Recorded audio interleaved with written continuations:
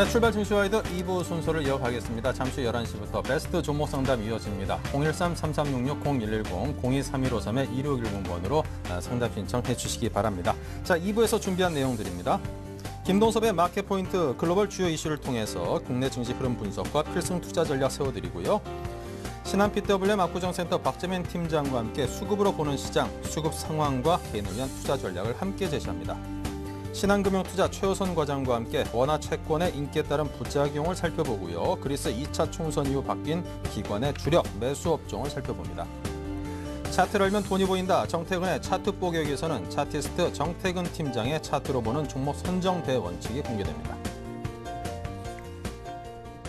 네, 김동섭의 마켓 포인트 시작하겠습니다. 김동섭 이사 전화 연결합니다. 안녕하세요. 네, 안녕하세요. 네, 이 주식 거래량이 급감하면서 이 빈사 상태에 빠진 증권사들을 살리기 위해서 이 감독 당국에서 증시 부양책을 내놓을 가능성이 대두되고 있는데요. 자, 과연 어떤 대책들이 가능할 것이며 이 대책들이 향후 시장에 미칠 영향력은 어떤 것인지 또 긍정과 부정 어느 쪽인지 설명을 부탁드립니다.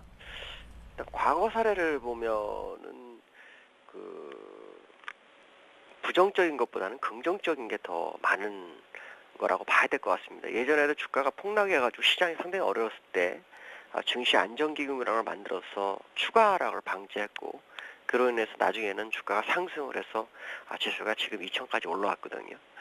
그런 다음에 이제 다시 또 밀렸다가 1,600대까지 갔다 올라왔지만 사실 시장의 대응책은 별로 없었다라고 본다면 지금처럼 빈사 증시에서는 증시 부양책이 상당히 중요하다라고 보여지고 있습니다. 어제 금융당국에서 금융당국에서 권혁세 금융감독원장이 20일 날 증권사 CEO들과의 간담회를 갖는답니다. 요때 이제 부양책 얘기가 나올 것 같은데요. 일단 기관과 개인의 증시 참여를 늘릴 수 있는 방안에 대해서 아마 고심 중인 것으로 좀 보이고 있고요. 그 다음에 지금 금융감독원에서 생각하고 있는 것은 이제 연기금의 시장 참여 확대에 대해서 지금 얘기가 나오는 것 같습니다. 이 연기금이 시장에 사실 하락을 할 때마다 잘 방어를 해주는 그러한 어떤 메이저의 하나가였는데요. 문제가 되는 것 중에 하나는 10% 룰이라 그래서 어느 상장회사에 대해서 주식을 10% 이상 되는 한 주라도 가지게 되면 이제 공시를 하게 되는 그런 상황이 발생합니다. 그렇게 되면은 사실 투자하는 부분에 있어서 노출이 정확하게 되는 그런 상황이기 때문에 이 10%에 대한 룰에 대해서 이제 개정 작업을 할 것으로 좀 보이고 있고요. 그렇게 되면 연기금 입장에서는 추가로 주식 투자하는데 상당히 이제 부담이 좀 덜한 상황이고요. 또 6개월 이내 단기 매매책을 했을 경우에는 해당 기업의 이익을 반환해야 됩니다. 그 의무에 대해서 면제 가능성이 이제 제시되고 있고요. 또 하나는 이제 이 부분에 대해서 이제 금융위 고위 관계자가 하는 말 중에 하나가 자본시장법 개정을 통해서 국회의 자본시장법에 대해서 국회에 제출해 놓은 상태이기 때문에 조만간 이것이 통과가 되면 연기금 입장에서는 투자의 자유로움을 가질 수 있고요. 그것은 결국 주식 투자가들로 하여금 주식하는데 좀 뭐라 그럴까요? 믿을 수 있는 구석이 생긴다라고 봐야 될 것 같습니다. 사실 연기금들이 주식 투자할 때 작년에는 굉장히 공격적이었는데요. 지금은 공격적이지 않은 상황이 아닙니다. 그냥 계속해서 관망하거나 아니면 내려오면 받아주는 정도였는데, 받아주는 것도 굉장히 한정됐죠. 항상 연말쯤 돼서 움직이는 게 아닌데 연초를 지나서 이제 중반쯤 된 시점에서 어떤 대책이 나오는 걸 봤을 때는 시장에는 수급의 변화가 상당히 좀 줄 것 같습니다. 특히 수급을 보시면은 과거에는 보통 6조에서 7조 정도의 거래가 있었는데 지금 3조 정도 되다 보니까 시장이 상당히 어려운 상황이 있습니다. 연금이 이제 구원투수가 될 수 있는 아주 중요한 상황이 진행되고 있는 것으로 판단되고 있기 때문에요. 이거 상당히 긍정적으로 봐야 될 것 같고요. 우리가 이제 중요한 것은 뭐냐면 20일 날 이런 얘기가 있다면 사실 그 전부터 시장의 방어가 이루어질 수 있다고 생각합니다. 그렇기 때문에 오히려 지금 상황에서는 어떤 물량을 들고 계신 분 입장에서는 굳이 물량을 마구 던질 필요성은 없고요. 좀 더 지켜보는 전략이 필요하지 않나라고 판단하고 있습니다. 네, 자 그리고 오늘 밤 미국의 FOMC 의사록이 공개되는데요. 어떤 내용이 나올 것으로 예상하십니까? 지금 FOMC 회의록이 굉장히 중요하죠. 왜냐하면 미국은 그 지표 발표라든가 FOMC 의사록 공개되면서 시장의 변동성이 상당히 큽니다. FOMC 의사록에서 FRB 위원들이 어떤 의견을 논의했는지 그 논의 내용에 따라서 또 거기서 언급된 내용에 따라서 시장의 방향성을 많이 타진하죠. FOMC 의사록이 내일 새벽에 나오는데요. 거기서 나올 수 있는 시장 관계자들이 원하는 것은 3차 양적 완화 할 수 있는 내용들이 있느냐가 되게 중요한 것 같습니다.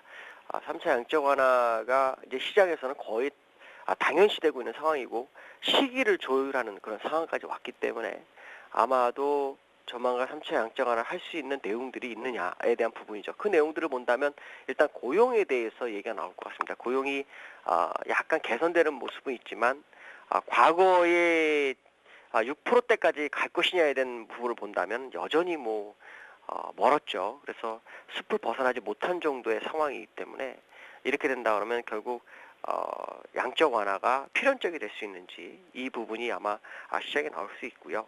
특히 어저께 미국장이 하락하게 된 계기를 보면은 미국 반도체 업체가 이제 실적 전망치 하향 조정했는데 반도체 업체의 실적 하향이 중요하게 받아들여지는 것은 하나는 뭐냐면 전체 어닝 시즌에 상당한 영향을 주는 것이 아니냐, 다른 기업도 실적이 악화된 거 아니냐 이 부분이거든요.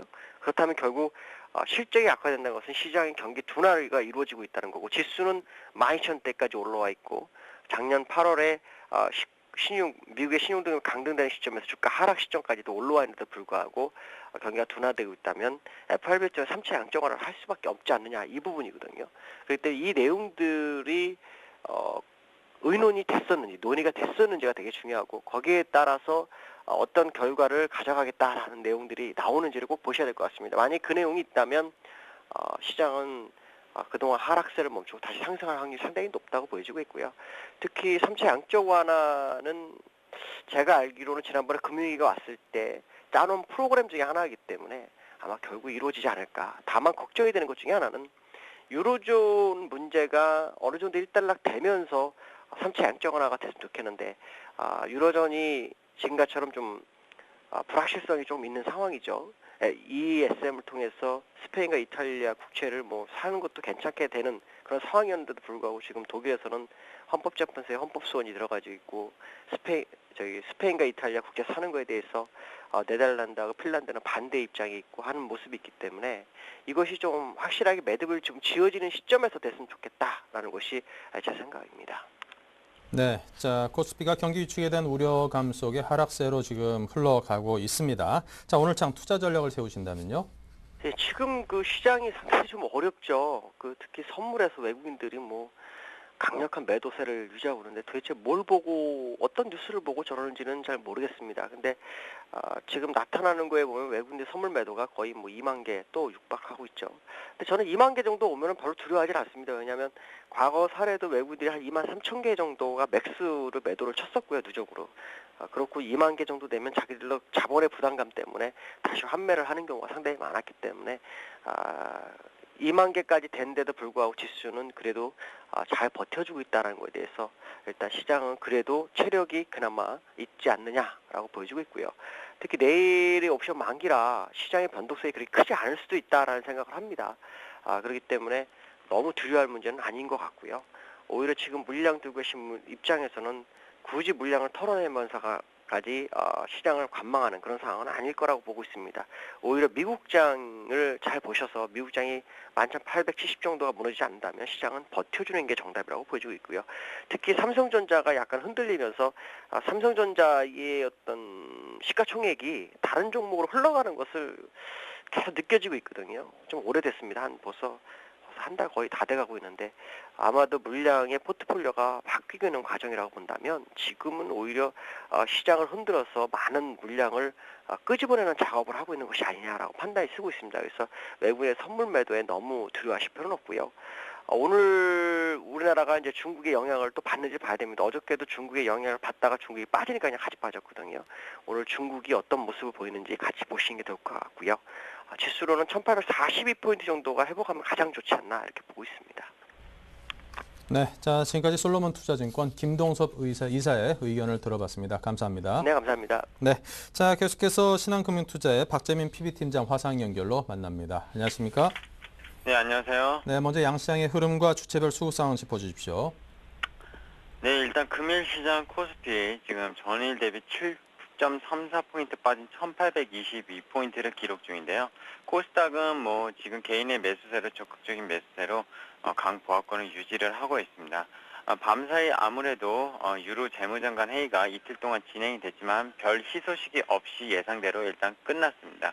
그로 인해서 코스피가 지금 나흘째 하락하는 모습을 보이고 있는데요. 금일도 외국인과 기관이 양시장에서 매도를 하고 있고 시장 베이시스는 외국인의 선물 포지션이 매도 포지션이 계속 나오면서 더 안 좋아지는 모습, 베이시스가 약해지는 모습을 보이면서 프로그램 물량까지 시장을 압박하는 모습입니다. 일단 주체별 수급상을 자세히 좀 체크를 해보겠습니다. 금일 섬유유류, 의약품, 통신업, 은행, 어제 통신업종이 상당히 강했는데요. 그 통신업종이 강했다는 것은 결국에 시장의 약세장을 반영하는 모습이었는데 금일 역시 이제 반영을 하고 있고요. 금일도 통신업종이 지금 0.5%대 이상 강한 모습 보이고 있고 섬유유격도 내수주의 입장에서 좀 0.5%대 강한 모습을 보이고 있습니다. 나머지 업종이 좀 많이 하락하는 가운데 기계업종, 전기가스업종, 건설업종이 많이 하락을 일단 하고 있습니다. 물론 외국인이 지금 오늘도 전기전자업종 삼성전자를 100억 넘게 팔고 있고요. 오늘은 그래도 이틀 전보다는 좀 매도 물량이 그래도 줄어든 모습. 아무래도 내일 옵션 만기를 앞두고 좀 이제 현물 시장에서의 거래보다 파생상품 시장, 선물 옵션에서 거래를 활발히 하면서 현물 쪽에 대해서는 좀 관망하는 분위기입니다. 개인은 금일도 600억 가까이 현물 시장에서 지금 사고 있고요. 뭐 전 업종을 골고루 사는 가운데 외국인과 기관이 같이 사는 통신 업종만 개인은 팔고 있는 모습, 역시 반대의 모습을 보이고 있습니다. 기관도 200억 정도 시장에서 팔고 있고요. 운수장비 업종, 아무래도 조선업이랑 자동차 업종을 가장 많이 판다, 이렇게 보시는 게 맞겠습니다. 그리고 코스닥은 특별한 뭐 호재나 악재가 지금 없는 가운데 최근에 어쨌든 코스닥 시장은 프로그램 매물로부터는 자유로운 시장이기 때문에 파생 상품에 의해서 웹도덕 현상이 발생하지 않음으로 인해서 기관의 적극적인 매수가 계속 나왔기 때문에 그동안 강했던 거고요. 오늘은 개인이 그 물량을 바톤 터치하면서 40억 정도 사면서 지수를 이끌어 나가고 있지만 어쨌든 코스닥 시장 흐름도 코스피 대비 양호할 뿐이지 전반적으로 흐름은 양호하지 않다, 이렇게 좀 보는 게 맞을 듯 싶습니다. 네, 자 오늘 기관과 외국인 개인의 속내를 한마디로 표현해 주신다면요. 네, 외국인 내일이 옵션 만기일이다. 니네가 우리의 전략을 아냐. 니네는 뭐 물론 기관이 주된 이제 반대 세력이 될 거고요. 개인도 마찬가지인데요. 개인이 어제부터 해가지고 콜옵션, 풀옵션, 뭐 양매수에 계속 가담을 하다 보니까 외국인은 양매도를 치고 개파락을 만약에 시킨다고 하더라도 거기서 계속 박스권, 가둘이라고 하죠. 계속 왔다 갔다 하면은 옵션 만기일이 내일이기 때문에 프리미엄만 계속 까먹는 내가를 제외하고는 전부 다 외가나 등가 이런 옵션은 전부 다 프리미엄이 까먹으면서 내일 정도에 휴지가 되는 사태가 발생을 합니다. 그렇게 되면은 양매도 포지션이 상당히 좋고요. 최근에 외국인 포지션을 보면은 이제 이틀 전에 외국인 선물 어제도 말씀드렸죠. 2,000계약 정도 들어와가지고 쇼커버가 나오는 거 아니냐 의심이 저도 됐었지만 종가상으로 어쨌든 2,000개밖에 안 됐었고 어제 보시면 2,800개가 매도가 나왔습니다. 오늘 벌써 또 1,700개가 매도가 나오고 있고요. 점점 늘어나는 모습, 그리고 선물 지수는 저가가 계속 갱신이 되면서 시간이 지날수록 저가가 더 낮아지는 모습, 상당히 안 좋은 흐름입니다. 만약에 이렇게 되면은요, 왜냐면은 선물이 쇼커버가 나오면서 현물을 매도치면은 현물을 싸게 살려고 그렇게 좀 전략을 세울 수 있다고 보겠지만 제가 보는 외국인 전략은 지금 이렇습니다. 정확히 말하자면은 외국인이 내일 옵션 만기를 상당히 좀 큰 변동성을 일단 나타내려고 전략을 일단 짜는 것 같습니다. 뭐 솔직히 외국인 전략은 저도 알 수가 없습니다. 워낙 합성 포지션이 많기 때문에. 하지만 지금 결국 우리의 전략은 아니야, 이렇게 좀 말하는 거는 결국에는 상당히 지금 뭔가 작업을 하고 있다는 느낌이 들고 있습니다. 수급적으로 봤을 때도. 개미군단의 힘 모르지, 오를 때까지 산다. 뭐 계속 나흘째 떨어지고 있는데 나흘째 주구장창 사고 있습니다. 뭐 먹은 건 아마 아무것도 없을 것 같고요. 계속 물린 상황에 계속 분노의 물타기를 하고 있는데요. 과연 이번에도 1800 초반에서 반등이 나올 수 있을지, 그래서 개인들이 이 매수했던 거를 수익을 내고 팔 수 있을지가 좀 의구심이 드는 시점입니다. 유럽 어쨌든 이벤트는 거의 다 끝나지 않았습니까? 뭐 20일날 특별회의를 한다고 하지만 뭐 ESM도 물 건너 갔고요. 사실 뭐 거의 정치적 이벤트가 이번에도 상당히 기대감은 앞서갔고 립 서비스가 상당히 농후했다 이렇게 보는 게 맞겠습니다. 네. 기관 같은 경우에 네. 이제 어닝 슈코가 계속 나오고 있는데요. 삼성전자가 실적이 워낙 좋게 발표했지만 이제 앞으로 나올 실적들 상당히 안 좋습니다. 미국도 어닝 슈코가 계속 발생을 하고 있고요. 지금 근본적인 기업들의 펀더멘탈 실적도 믿지 못하는데 주식을 살 수가 없다고 판단을 하는 것 같습니다. 일단은요. 네. 자, 오늘장 개인들을 위한 투자 전략을 짜주신다면요? 네, 유로 재무장관에 좀 얘기를 드리겠습니다. 스페인 구제금융 지원안을 합의를 했습니다. 어쨌든 정상회의에서 논의를 됐던 걸 유로 재무장관들이 합의를 한 건데요. 문제는 뭐냐면은 원래 EFSF나 ESM, 결국에 스페인 은행 지금 1,000억 유로 정도 필요한 자금이 원래 ESM이 7월 초에 비준안이 통과되고 실범하면서 도와주기로 했는데 ESM 어제 보면 독일이 국채매입 직접적으로 한다는 거를 부정적 모습, 합의 못했다, 차후로 밀겠다. 이런 내용이 나왔거든요. 정말 웃기지 않습니까? 정상회의 때는 뭐 메르켈이 결국 합의, 그러니까 기사를 잘 봐야 됩니다. 요새는 기사가 우리나라 기사의 언론들 특히 좀 마이너 이렇게 주된 메이저도 아니고 메이저도 그렇고요. 그냥 외신의 뉴스를 갖다 붙이는 식, 외신의 뉴스도 믿을 수 없는 뉴스가 많은데 그런 거 갖다 붙이는 식, 뭐 이제 논의를 했는데 합의를 했다 이런 식의 기사가 써져 나온 게 상당히 많습니다. 제가 요새 보는데 정말 좀 형편없는 기사들이 많은데요. 좀 그런 기자들 솔직히 반성해야 되고요. 정확한 팩트를 전달할 필요가 있습니다. 독일이 ESM 지금 반대하고 있습니다. 그리고 헌법재판소가 ESM에 어제 3분의 2는 찬성을 했지만 그것도 차후로 밀겠다. 물론 지금 상하원, 하원 ESM에 대한 거 전부 다 통과가 됐지만 어쨌든 헌법재판소에서 어제 유연 판결을 내지는 않았습니다. 하지만 차후로 다시 7월 말까지 어떤 그 재논의를 하겠다 이런 내용이 나왔고요. 독일은 여전히 상당히 강경 대응을 하고 있다는 걸 알 수가 있죠. 그리고 300억 유로만 지금 7월 말까지 집행을 해주겠다 스페인에 대해서 어쨌든 ESM이 아니고 어쨌든 뭐 ECB든 뭐든 유로존에서 어쨌든 자금을 마련해서 도와주겠다는데 그 자금은 어디서 뭘 마련하겠다 구체적인 내용이 없습니다. 그리고 기존에 1,000억 유로라고 해놓고 그럼 나머지 700억 유로는 언제 하느냐? 그것도 뭐 미정입니다. 뭐 정확한 게 하나도 없습니다. 지금 보시면은 그냥 뜨뜻미지근한 것 같고요. 미국 시장 잠깐 좀 살펴볼게요. 유럽 시장은 이 정도로 얘기를 드려야 될 것 같고요. 반도체 AMD의 2분기 실적이 하향 조정됐습니다. 그로 인해서 나스닥 지수가 많이 빠졌고요. 기술주들 특히 반도체 업종에 대한 위주로 하락폭이 상당히 컸습니다. 그리고 전날 장 마감하고 실적 발표 알코아 어제도 말씀드렸지만 예상보다 뭐 실적이 1센트 상해서 뭐 그리고 앞으로 수요가 알루미늄이 증가될 것이다 이런 내용 나오면서 뭐 좋았다 시장에서 뭐 이렇게 컨센서스 좋았다 이렇게 국내 시장에서도 그렇게 또 기사들이 나왔는데 제가 좋은 거 하나도 없다고 하지 않았습니까? 4%대 이상 급락을 했습니다. 아니 전 분기 대비 거의 5분의 1 반토막 난 실적이 어떻게 예상보다 1센트 올랐다고 해서 좋게 평가할 수가 있겠습니까? 그냥 해석하기 나름인데요. 정확하게 팩트만 딱 짚어서 보면은 지금 기업들의 실적 상당히 안 좋고요. 유로존 해결된 게 하나도 없습니다. 원점으로 돌아갔다고 해도 가언이고요. 유로 달러 지금 흐름만 봐도 그때 정상회의 때 1.27불까지 회복됐던 유로 달러가 1.22불 그 이제 정상회의 전에 떨어졌던 그 자리까지 다시 왔습니다. 그리고 미국은 그래도 버텼습니다. 왜냐? 미국은 사실 지금 워낙 유로존 위기랑 그리고 다른 신흥국과 다르게 어쨌든 자기네들이 좀 컨트롤할 능력이 상당히 외국인 자본이 있기 때문이고요. 국내 시장 제가 선물의 포지션 무조건 봐야 된다고 했습니다. 근데 선물 시장 지금 어제 매도, 오늘도 매도. 뭐 오늘 종가상으로 뭐 중요하겠는데 제일 안 좋은 시나리오가 선물을 같이 던지는 겁니다. 외국인이. 이렇게 되면은 정말 지수가 올라갈 수가 없습니다.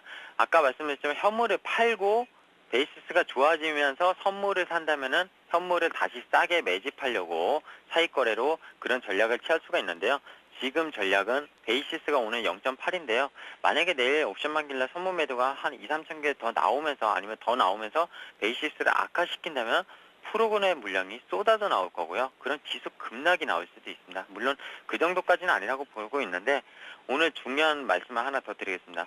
지수가 삼각 수렴형 패턴형이라고 이제 거의 변곡점이 왔습니다. 위든 아래든 상당히 큰 시장이 거의 임박한데요. 내일이 되든 아니면 옵션 만기 이후든 분명히 올 것입니다. 근데 그게 상승보다는 하락 쪽이 더 크다고 보고 있고요. 뭐 수급적으로 보나 패턴으로 보나 지금은 상승 쪽은 사실 희망이 별로 없다, 이렇게 말씀을 드리고 싶습니다.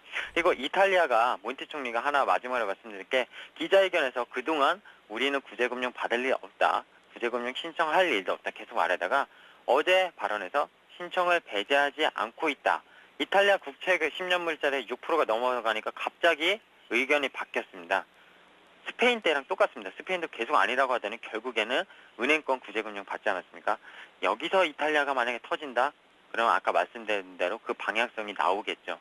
그리고 내일 옵션 만기이지만 내일 모레 미국 JP모건, 말도 많았던 그 JP모건의 파산상품 손실이 가시화가 될 텐데 2분기 실적 발표하면서 그게 시장에 충격을 될 수 있는 그 요인도 될 수 있기 때문에 지금 변동성은 확대되는 시장, 말씀드렸지만 종목보다는 ETF 위주로 분할 매도 하시는 전략이 가장 적합해 보이고요.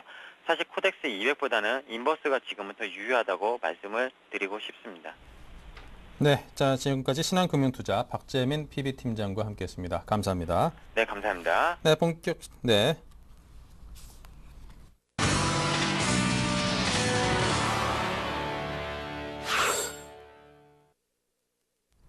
네, 오인의 전문가들과 또 함께 해봐야죠. 12자 투자 전략 포인트부터 볼까요? 네, 자 5분의 전문가께서 어떤 의견을 제시하셨는지 먼저 투자 전략입니다. 자, 박성일 연구는 지수 PBR 1배에 접근할 경우에 비중을 좀 확대하자고 했습니다. 그만큼 가격 메리트가 있는 부분이라고 생각하시는 듯하고요. 박소영 대리는 숨고르기 장세를 예상했습니다. 신용훈 연구원 1800선 지지 기대, 최희용 대리는 현금 비중 확대, 관망 전략을 제안했습니다. 김도영 대표는 외국인의 선물 매도가 없을 경우에 저점 매수를 이야기했습니다. 관심 업종은요. 박성일 연구원이 공매도 집중 섹터의 분할 매수, 박소영 대리 자동차 업종의 분할 매수, 신용훈 연구원은 자동차 업종의 매수 전략을, 최희용 대리는 음식료 업종의 비중 확대를 이야기했습니다. 김도영 대표는 중공업, 항공주의 저점 단기 수익 매매를 말했습니다.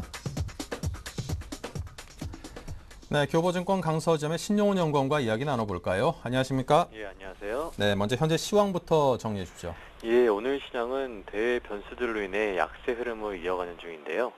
미국 반도체 업체들의 실적 경고와 더불어 장중 내내 하향세를 이어간 뉴욕 증시와 유로 안전기구의 합헌 여부를 결정하기 위해 청문회를 연 독일 헌법재판소 등이 시장의 불안을 키우는 모습입니다. 더불어 마리오 몬티 이탈리아 총리가 구제금융을 요청할 가능성을 배제할 수 없다고 말한 것도 시장 심리에 부정적 영향을 끼쳤는데요. 이러한 여러 악재에도 불구하고 시장은 1800선을 지켜주는 모습입니다. 최근 두 달간의 코스피 차트를 보면 단기 박스권을 그리면서 저점을 조금씩 높여주는 모습인데요. 이러한 박스권을 감안해서 1800선에 근접할 경우 분할 매수 전략으로 접근하시기엔 시장 대응에 큰 무리가 없어 보입니다. 네. 자, 오늘 12자 투자 전략에서 1800선 지지 기대, 그리고 자동차 업종의 매수 전략을 말씀하셨거든요. 상세한 설명을 주시죠. 예, 최근 자동차 업종이 약세 흐름이 나오고 있는데요. 그중 업종 대표주인 현대차를 관심 있게 보고 있습니다. 현대차는 최근 한 달 동안 계속된 하락세로 인해 241선까지 주가가 내려와 있는 상태인데요. 3일 전부터 241선을 지지해주며 낙폭을 제한하는 모습이 인상적입니다. 수급적인 측면을 보면 기관에서도 줄곧 매도세가 나오다가 이틀 전부터 순매수로 전환되는데요. 단기 낙폭 과대에 대한 저가 매수세 공감대가 형성된 것으로 보입니다. 실적 부분을 보면 현대차는 아주 양호한 흐름을 이어가고 있습니다. 현대차는 2분기 사상 최대 실적을 예상하고 있는데요. 2분기 연결 매출액은 전년 동기 대비 8% 이상이 상승한 21조 8천억 원, 지배순이익은 전년 대비 11%가 상승한 2조 3,800억 원으로 예상되는 등 꾸준한 실적 개선세가 돋보입니다. 이런 현대차의 2012년 지배순이익은 9조 원을 넘어서고 2013년엔 10조 원을 상회할 전망인데요. 현재 주가를 2012년 실적 기준으로 보면 PER이 6배 수준으로 밸류에이션 매력이 확대되고 있는 구간으로 보시고 분할 매수하시기엔 큰 부담이 없는 구간이라는 생각입니다. 네. 자, 그렇다면 오늘 장에서 이제 관심 가질 만한 종목과 가격대에 대해서 상세하게 정리를 해주시면 도움이 될 것 같습니다. 예, 말씀하신 대로 현대차 관심 있게 보시면 될 것 같고요. 네. 매수가는 오늘 시가인 22만 5,500원으로 선정했고 목표가는 22만 5,500원, 목표가는 24만 8천원, 손절가는 20만 3천 원으로 접근하시면 될 것 같습니다. 네, 현대차에서 들어봤습니다. 오늘 두 분의 전문가께서 자동차 업종에 대한 이야기를 하셨으니만큼 여러분께서도 참고하시기 바랍니다. 지금까지 신용훈 연구원이었습니다. 감사합니다. 예, 감사합니다. 네, 계속해서 박미라 아나운서의 이슈 정복하기 이어갑니다. 안녕하세요. 이슈 정복하기 박밀하입니다. 오늘 살펴볼 주요 이슈들 함께 정리해보겠습니다. 금융감독원에 따르면 지난 6월 외국인의 원화 채권 순매수 규모는 7조 1천억 원으로 지난해 6월 8조 5천억 원 이후 최대 규모를 기록하고 있습니다.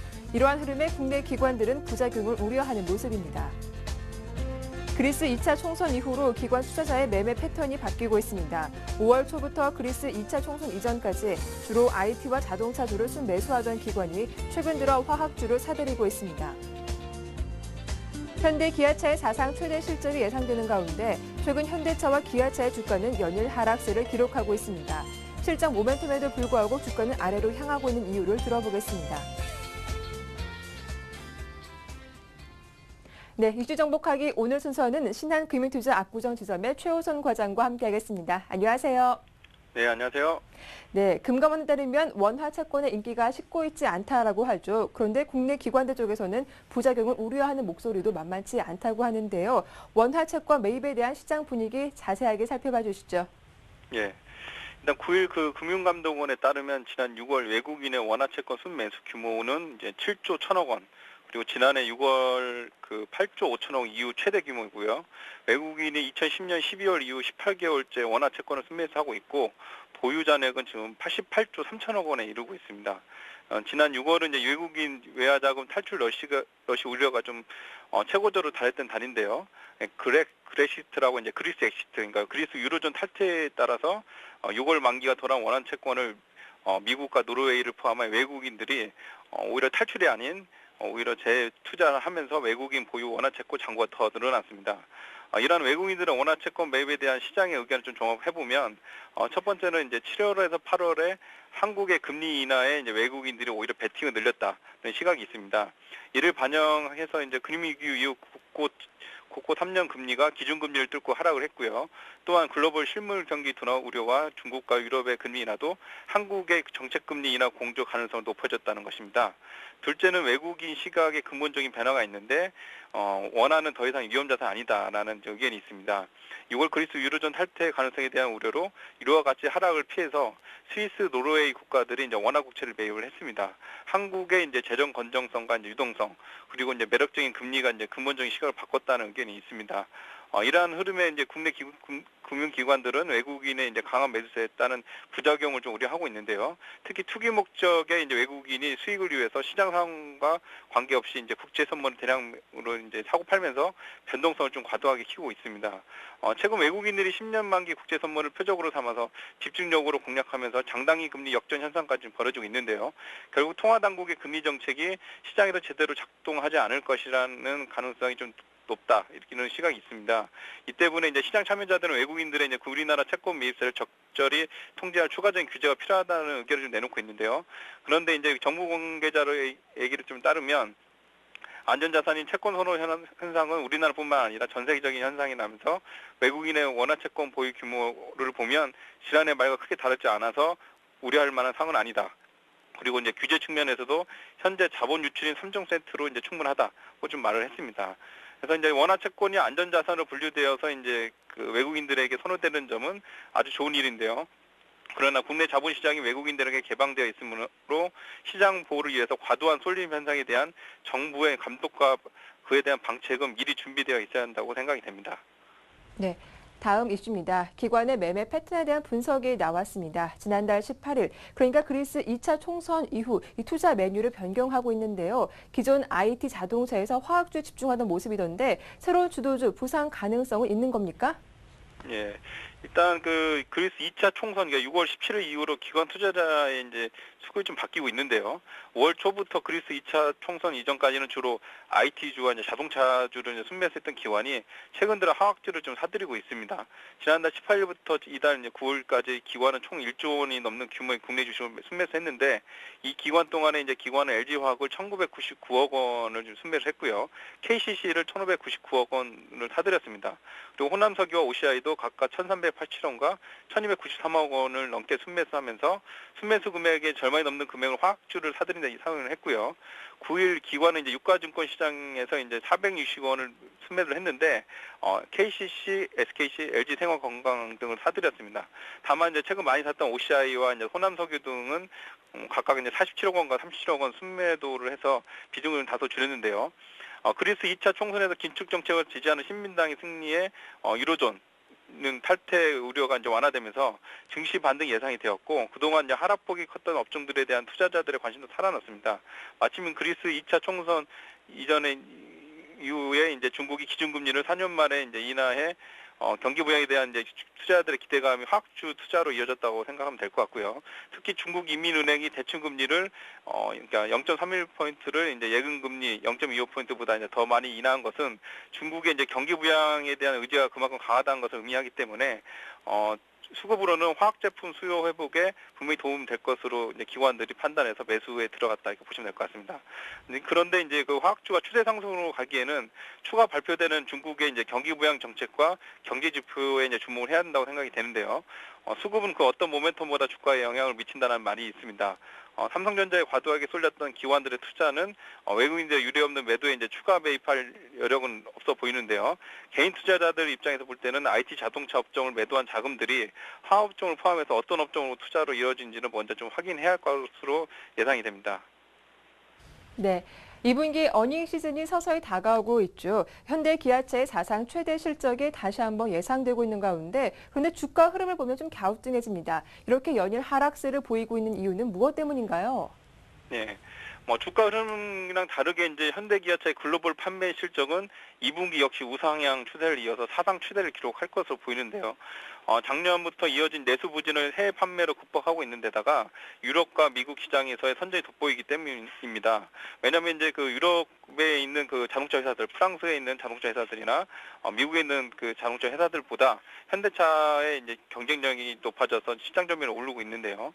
그런데 이제 이 현대차와 기아차의 이제 최근 주가는 실적에 대한 긍정적인 예상에도 불구하고 약세의 흐름을 보이고 있습니다. 이러한 실적 예상과 반대로 가는 움직임에는 이제 10일부터 이틀간 진행될 예정인 파업 찬반 투표 영향으로 파업 불확실성 확대와 이제 2분기 실적이 이제 꼭지가 아닐까 하는 이제 하반기 모멘텀 부족에 대해서 투자 심리가 위축된 걸로 한 세 가지 이유로 해서 이제 주가 좀 약세 흐름을 보이고 있는데요.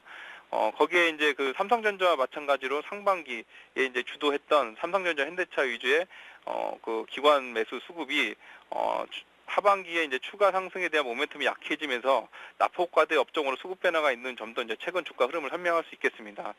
시장에서는 실적이 발표되는 7월 말에서 8월 초쯤에 주가가 반등할 거를 내다보고 있는데요.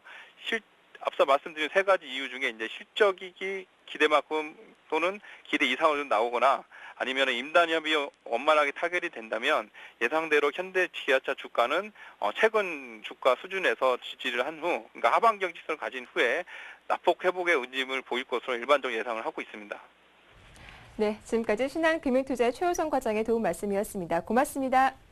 예, 감사합니다. 네, 이슈 정복하기 박미라였습니다.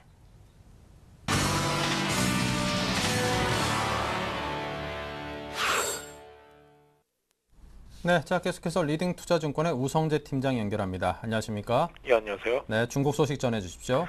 예, 지금 최근 상하이 종합주가지수 보합권 혼조 움직임 보이고 있습니다. 오늘 0.10% 하락한 2162.51포인트의 장 움직임 보이고 있는데요.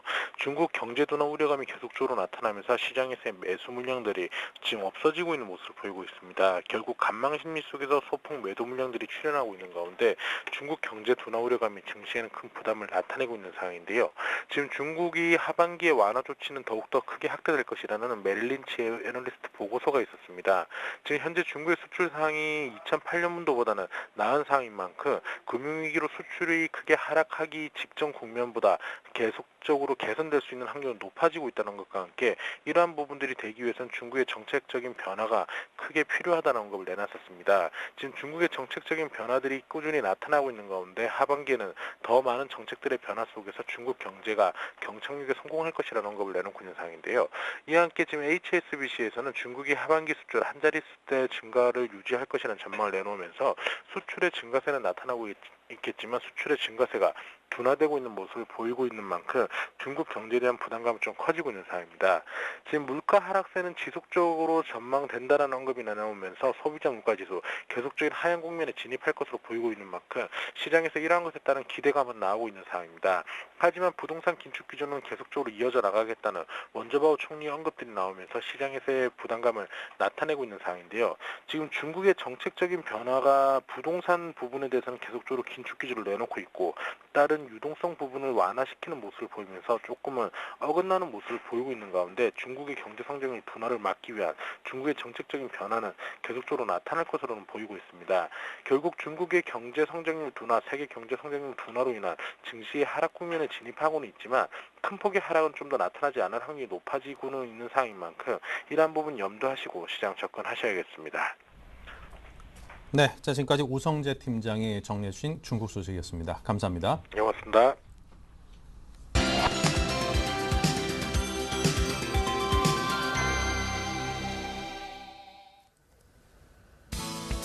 네, 반갑습니다. 오늘도 마찬가지로 차트 보기, 어떤 차트, 개인 투자자분들이 상당히 좋아하는 차트 얘기 어제 계속 이어서 나가보도록 하겠습니다. 지난 시간에 그 고점 신호 첫 번째로 그 변동성 확대에 대한 부분 좀 말씀드렸었는데 혹시 본인이 가지고 계신 종목들이 좀 그런 현상이 발생이 되지 않는지 그런 거 한번 참고를 좀 해보시면 좋을 것 같은데요. 그래서 조금은 이지은 씨가 어제가 아니죠. 지난 시간에도 말씀드렸지만은 사는 것만큼 중요한 게 파는 것도 상당히 중요하다는 부분들을 현재 강조를 했었습니다. 그래서 그런 부분들을 활용하시는 부분도 상당히 조금 도움이 되셨으면 좋을 것 같고요. 솔직히 조금 이 시간이 좀 많이 기다려지셨으면 좋겠습니다. 솔직히 준비를 좀 많이 합니다. 다른 분들도 솔직히 준비를 많이 하겠지만은 저 같은 경우는 조금 그 비슷한 어떤 차트의 흐름 그리고 비슷한 어떤 예제를 좀 많이 찾다 보니까 거기다 시간 투자를 좀 많이 하고 있는데 조금 많이 도움이 되셨으면 좋을 것 같고요. 그리고 특히나 어떤 종목이 나갈 때 혹시 본인이 가지고 계신 종목이라면 더욱더 좀 관심을 가져주신다면 더 열심히 좀 하도록 하겠습니다. 자, 오늘도 한번 시작을 좀 해보도록 하겠습니다. 일단 그 이전에 넥센타이어부터 좀 한번 보도록 할게요. 지금 화면에 좀 연결이 될 텐데 기존의 어떤 고점 신호로 인해서 조금 나왔던 부분들 패턴을 좀 말씀드렸었는데요. 이중천장이란지 장대음봉이란지 그리고 어떤 이평선 지지란지 이런 부분을 좀 말씀드리게 되면서 지금 화면에 나가고 있죠. 첫 번째 같은 경우 이중천정 그리고 두 번째 같은 경우는 장대음봉 출현 그리고 세 번째 체크상에서 제가 말씀드렸듯이 61선과 19,500원 지지 여부를 좀 보자고 말씀을 드렸었는데 이 종목이 어떻게 됐는지 한번 체크를 해보는 게 좀 좋을 것 같아요. 일단 말씀을 드리고 난 다음에 어떻게 됐는지도 한번 체크를 해보는 게 개인 투자자분들한테 도움이 더 되지 않겠나 생각을 하고 있거든요. 자, 차트 좀 같이 보시게 된다면은 자, 화면 보게 된다면 제가 61선의 어떤 지지 여부를 좀 보자고 말씀드렸습니다. 그래서 화면 좀 당겨 보신다면은 자, 61선이 지금 현재 이 부분입니다. 지금 날짜를 보게 된다면 7월 3일 요 정도 7월 3일 정도 될 것 같은데 7월 3일 날 지금 현재 화면을 보시게 된다면은 어떤 현상이 발생이 됐냐면 지금 현재 61선을 강하게 장대음봉으로 이탈을 해버렸죠. 그렇다면 더 이상 이전에 요 앞 경우, 요 구경우죠. 요 경우가 그리고 날짜를 보게 된다면은 4월 24일 그리고 5월 18일 요 경우를 보게 된다면 61선 지지 받았었지만은 어떻게 됩니까? 61선을 장대음봉으로 이탈해버리고 추세가 계속해서 하락을 하게 되죠. 그래서 이전에 그래서 제가 이전 시간에 제가 보여드렸던 바와 같이 제가 넥센타이어 어떤 차트를 보여드리게 되면서 제가 체크를 하시라고 말씀을 드렸던 겁니다. 그래서 넥센타이어 가지고 계신 분들은 최후에 이중천정이라는 지금 장대음봉이 출현한 첫 번째 경우, 두 번째 경우 요 부분에서 팔지 못했더라도 마지막으로는 체크상으로 말씀드렸듯이 61선을 지켜주지 못할 경우에는 손절을 무조건 하셔야 된다는 겁니다. 그래서 어쨌든 개인 투자자분들이 항상 못하는 부분이 어떻게 보면 손절입니다. 손절을 못하기 때문에 상당히 좀 어려운데 팔아야 될 자리 고기 되는데 과감하게 좀 파십시오. 다시 한번 사면 되지 않습니까? 그리고 주식시장은 내일 문이 닫는 것이 아니라 계속해서 주식시장을 열겠죠. 우리나라가 망하지 않는 이상. 좀 극단적인 표현을 썼는데 망하지 않는 이상 주식시장 계속 열기 때문에 손절을 해야 될 때 그리고 매도를 해야 될 때는 꼭 매도를 하셨으면 좋겠다. 이렇게 좀 말씀 좀 드려보도록 하겠습니다. 자, 그러면서 오늘 조금 리뷰 잠시만 좀 하고 넘어가도록 하겠습니다.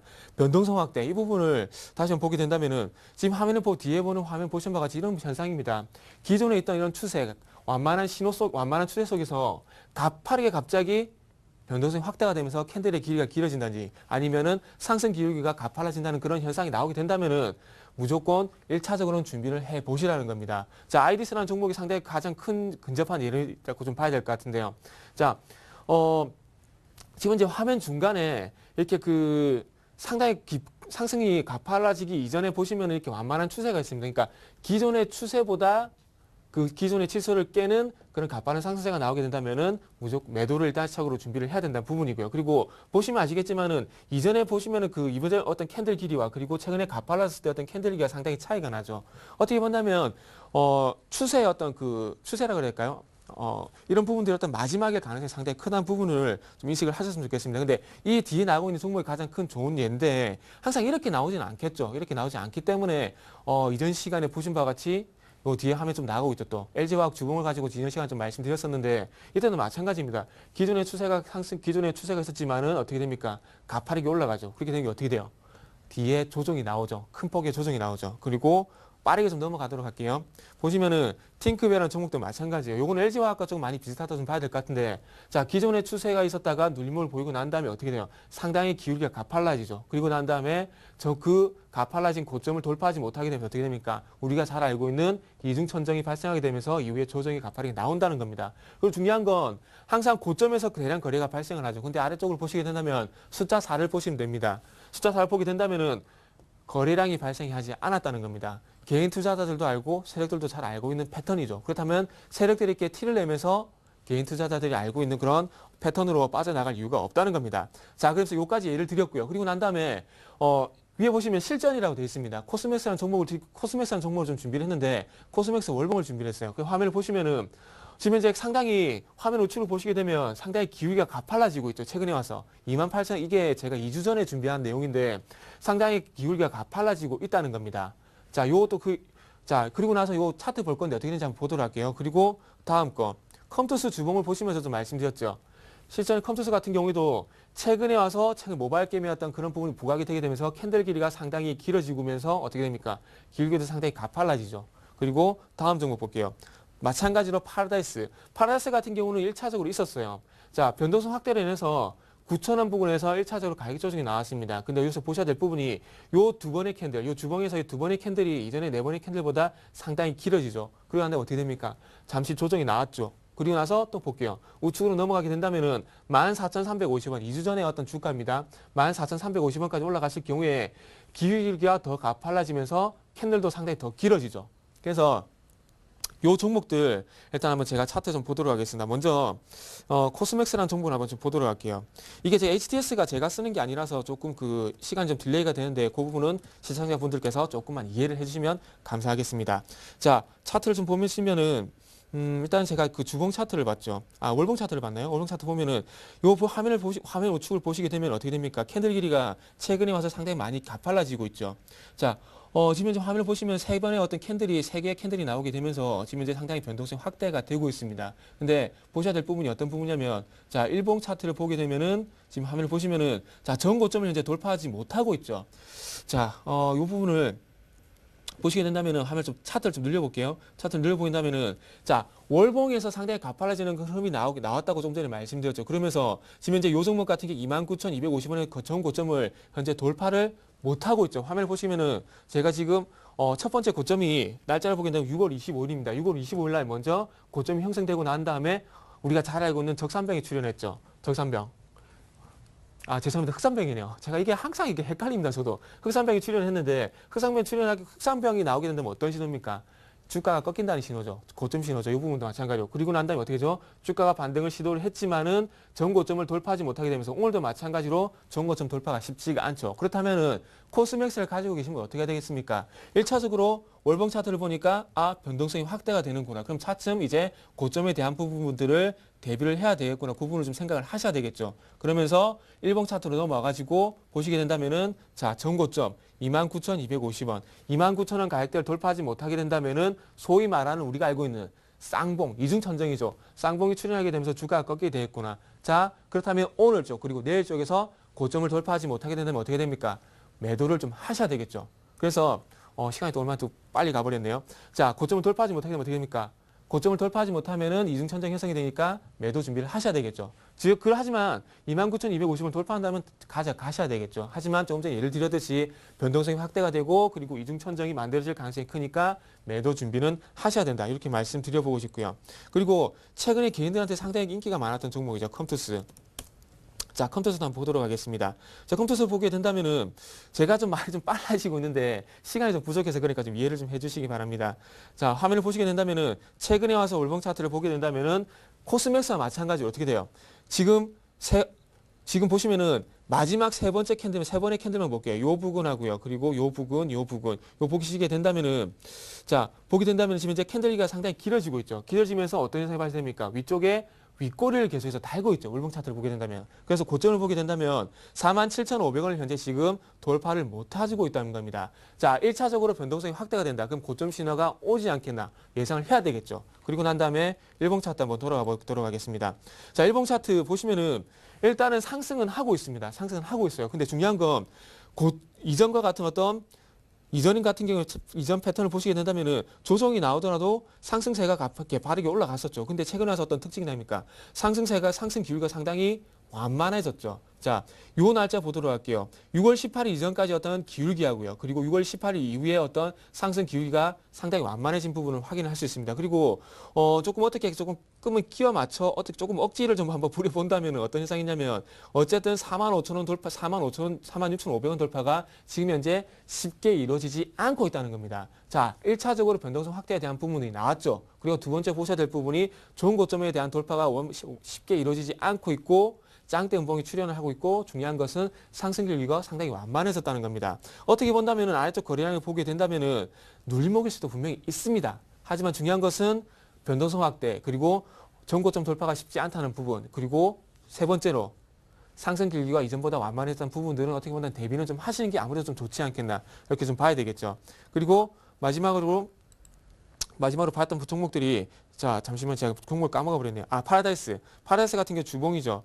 파라다이스 같은 경우에 요것만 간단하게 보고 좀 마무리를 하도록 하겠습니다. 또 새 내용을 좀 못 들어가 버렸네요. 자 보시면은 자 시간이 또 없네요. 이건 간단하게 할게요. 자, 요것도 마찬가지로 조금 전에 주봉에서 그런 신호가 나왔고 전고점 돌파를 못 하고 있죠. 그렇다면은 전고점은 15,000원 돌파를 하는 그런 강력한 신호가 나오지 않는다면은 파라다이스도 마찬가지로 준비를 해야 된다는 겁니다. 그리고 최근에 와서 이전에 보이지 않던 이평선 지지, 요 노란 선이 21선인데 21선을 계속해서 지지를 하고 있다는 겁니다. 자, 요 부분은 네 번째에서 해야 될 내용인데 이 부분 같은 경우는 네 번째 할 내용이기 때문에 2주에 넘어가고요. 어쨌든 이평선 지지가 나오고 있고 15,000 돌파를 못하고 있고 그리고 주봉 차트에서 보면은 상승 기울기가 상당히 가팔라지고 있다. 이 부분 같은 경우는 충분히 고점에 대한 신호를 보셔야 된다는 겁니다. 자, 복습을 하다 보니까 또 시간이 부족해서 새로운 내용을 못 들어가는데 정말 죄송합니다. 다음 시간에는 복습 안 하고 바로 두 번째 내용, 거래량 증가로 바로 들어가 보도록 할게요. 자, 시간을 제가 너무 많이 잡아먹기 때문에 바로 임동석 앵커님 연결해 보도록 하겠습니다. 임동석 앵커님. 네, 자 지금까지 골든이글 투자자문의 정태근 팀장의 차트 보객이 함께했습니다. 골든이글. 이름이 심상치 않네요. 예. 자, 잠시 후 11시부터는 베스트 종목 상담 시간 준비되어 있습니다. 무료 문자 013-3366-0110 그리고 전화 02-3153-1610 준비되어 있고요. 저희 블로그도 준비되어 있습니다. 많은 참여 관심 부탁드립니다. 자, 오늘 여기서 마치고요. 저희는 내일 다시 뵙습니다. 감사합니다.